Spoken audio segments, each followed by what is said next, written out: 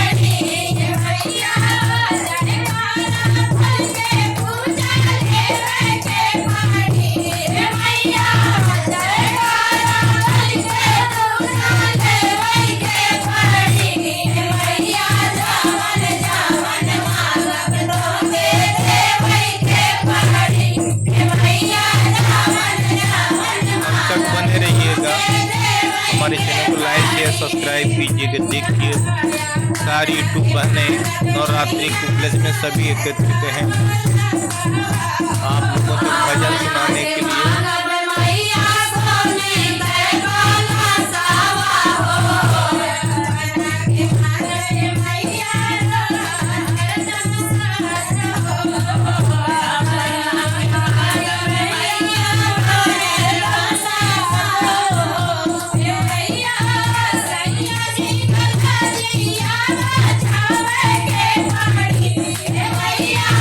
सही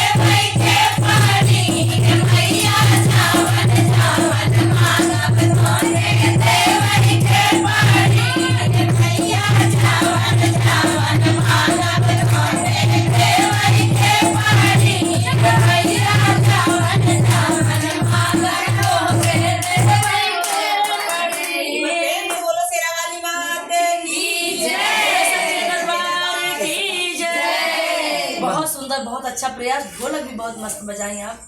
बहुत अच्छा दीदी, बहुत धन्यवाद आपको। चलो, आगे जाए।